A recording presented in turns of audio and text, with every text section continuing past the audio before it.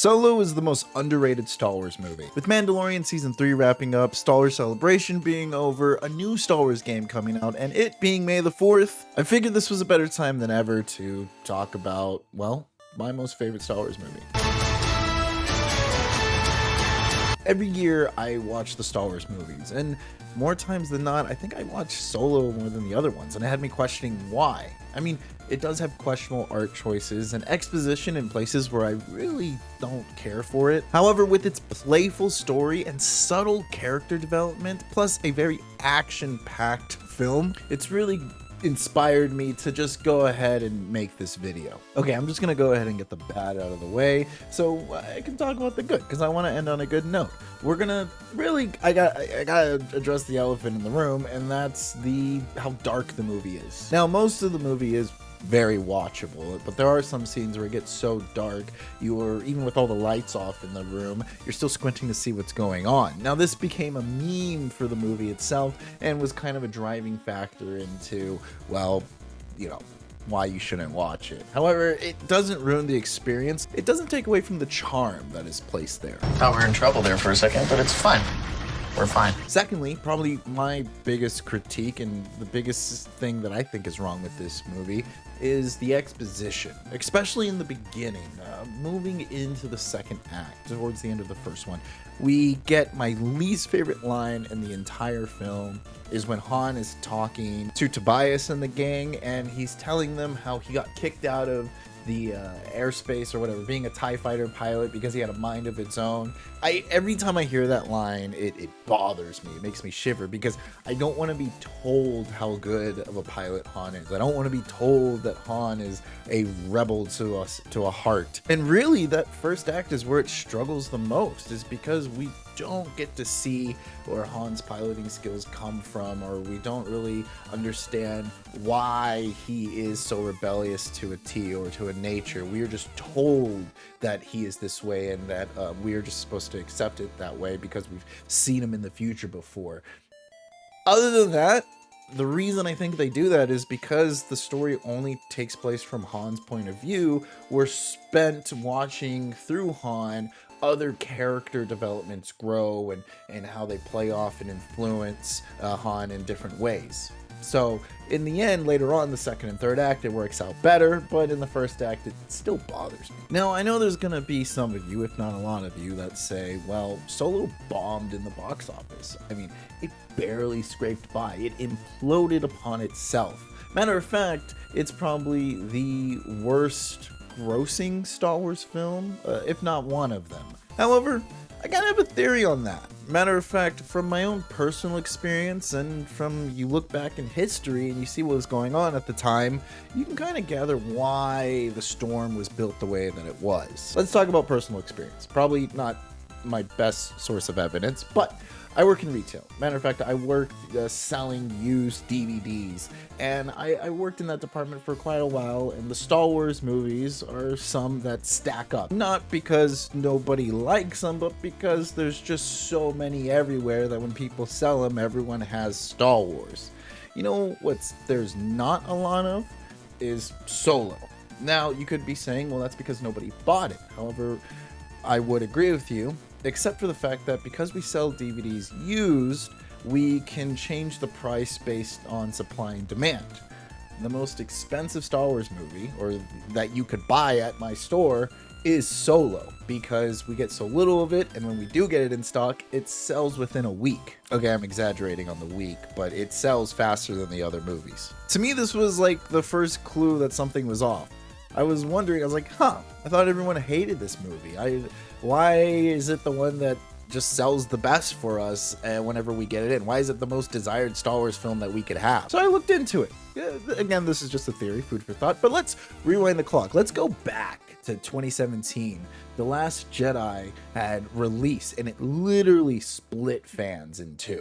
The following year, 2018, Solo was supposed to release, but the whole while, fans are arguing with each other about the sequels and how they're no longer good, or how The Last Jedi ruined everything, and how everything's going bad. And now the Star Wars fans have a target.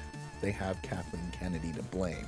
There are YouTube channels dedicated to just hating on Star Wars and saying why Kathleen Kennedy is doing absolutely horrible. A lot of success was coming from those YouTube channels as well. There were people who I think even shifted gears and changed their whole way of doing YouTube just so they could talk bad about Star Wars. And when I say talk bad about Star Wars, talk about why Star Wars is on the decline, which I bet some of you might remember that Solo was to be boycotted. There were legions of YouTubers asking their fans to boycott Star Wars, to boycott Kathleen Kennedy, to vote with your wallet, you could say. And if we know anything about the internet, is that they can come together to make things happen.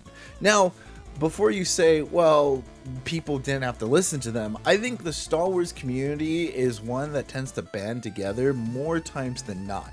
Remember when Battlefront 2 came out on the next-gen consoles, or what was next-gen at the time, the PS4 and Xbox One, and it was pay to win? Star Wars community was able to change that in an instant, and I mean quick. That game is not what it was originally intended to be because of the Star Wars fans, and that is probably one of the few, if not only, video game that was changed from pay to win. No other community has been able to change their video game off of this like structured paying mentality other than Star Wars fans. Not to mention, this was a solo story. This was off of the offshoot Star Wars stories, where they would take different Star Wars stories that took place in different parts of the galaxy and tell those things, like how they did with Rogue One, which everyone loved Rogue One. And so we would think that we would get the same reception with Solo. However, because of The Last Jedi, because of Kathleen Kennedy, because of the new Star Wars theme park that I think was being announced at the time, and all the negativity that was going with it, people thought, or they were looking at the fact that Solo was just a cash grab. They were using Han Solo's name, one of the most popular characters in the Star Wars universe, to get people into theaters. However, all this is reaction to The Last Jedi. The Solo production would have been going on before, if not at the same time that Last Jedi was going on, so therefore, there's no way they would have been able to predict the fans' reaction to things before Solo was going out. All right. I'm done with the whole history thing. Again, for me, it's just a theory. Let's get back to kind of my review over the movie. I think one of the biggest strengths, but also a drawback that this movie has, is its action scenes. They are many. There's 3 big ones that take up a good chunk of the film, but they are done so great. I mean, they mix practical with CGI. Look at the car chase in the first act. I bet you wouldn't be able to tell which parts are CGI and which parts are practical. It's really insane how good they kept it, and how they kept the camera just centered and you can see everything that's going on. It really feels down to earth, a little more gritty than your usual scenes. Also, the subtlety in the story is kind of what I love more than anything else.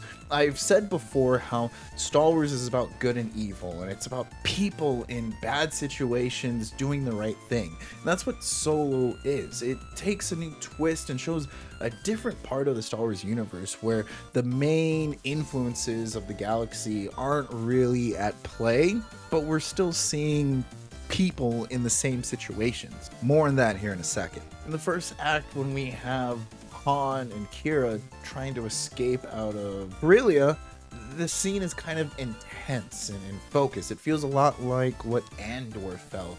Also, when Han and Tobias meet Dryden Voss for the first time, that whole conversation that they're having, talking on the couch between one another, is really something out of like Breaking Bad or Better Call Saul. You can't help but see how they're pulling these different vibes from this movie, but has also been in Star Wars DNA from the beginning, like in New Hope, the cantina scene with Han when you meet him for the first time. These are the same feelings that you're getting throughout this whole film that they're just trying to bring out. So the vibes work. We passed the vibe check. On top of that, the humor is great because of the chemistry between characters.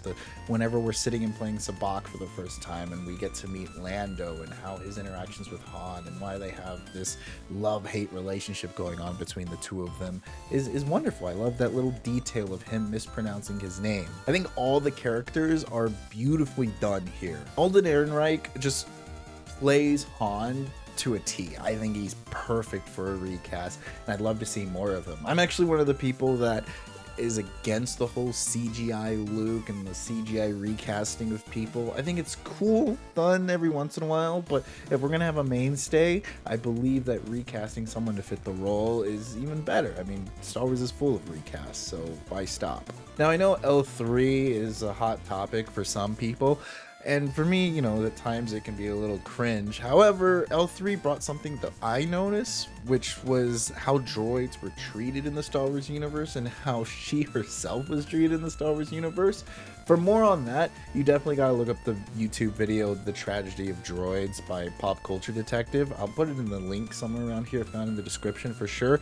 It is a fantastic eye-opening video that is wonderful to watch and explains it a lot better than I could have. However, for me, the weakest characters are not L3 or Lando or anything like that. It's actually Enfys Nest, because Enfys Nest kind of pops out of nowhere. It makes the movie feel like it has less stakes with how they show up, and we don't really understand who they are. And the plot twist at the end with them actually being kind of rebels against the Empire or against the crime syndicates that are going on, well, it's hard to care because we don't know anything about them. We're just kind of told through exposition. Now, this is a side effect due to how many action sequences are in the movie, because we don't get to really focus on the issues that are at hand going on in the background. We're dealing with problems right in front of us.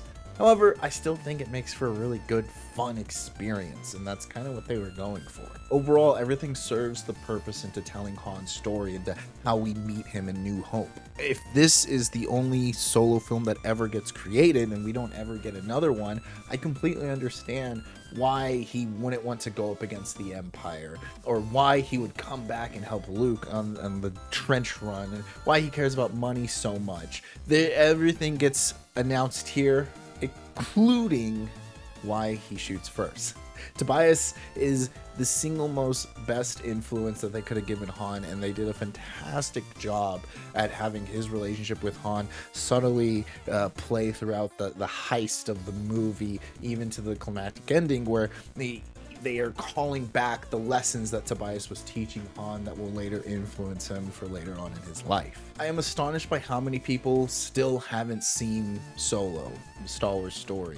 I'm even more surprised at how many people, when they reviewed this movie or whenever they talk about it, they are still influenced around the time of 2018, 2017 of The Last Jedi and how people perceived the movie at that time. I by no means think this is the perfect Star Wars movie, nor do I think it's better than A New Hope or Empire Strikes Back, but it has a personal touch to it. I mean, when you have Tobias cursing on a snow planet, you can't help but think of Han Solo cursing for the first time in Empire. I love the twist of him saying, I have a good feeling about this. The little references for the hardcore Star Wars fans, like how Tobias is the one who killed Aura Singh. And probably my favorite thing of all, if not the best part about this movie, is that Chewie has a story arc, has a character arc in this movie. No one ever seems to know what to do with Chewbacca. He always seems to be just like a side character that's used for muscle, or maybe he's there for an ex machina, or it's just no one ever seems to know what to do with him. He has an actual conversation with Han in this movie. He has to actually contribute to the plot. There are scenes that hinge on Chewbacca's success and hinge on Chewbacca's character development. He sees something in Han that we see as the audience, and through that he's able to grow and find his own family. It has to be probably my favorite thing about the movie as a whole. Plus, it doesn't come off as forced or awkward. What do you think? Well, what do you know? I highly recommend that you go watch Solo Star Wars Story if you haven't already. And overall, if I were to give it a rating, I'd have to say it's like a 8 out of 10. I love these Star Wars stories. I love seeing Rogue One. I love seeing Andor, Mandalorian, parts of the Star Wars galaxy that are offshoots of the main thing that's going on, and it really fills in the hole and still tells that story between good and evil. Tell me your thoughts. Do you still hate Solo? Do you think it's still a money grab and you can't see the passion within it? Or do you love it? and you've just been waiting for someone to say that they love it too. Until next time, play nice.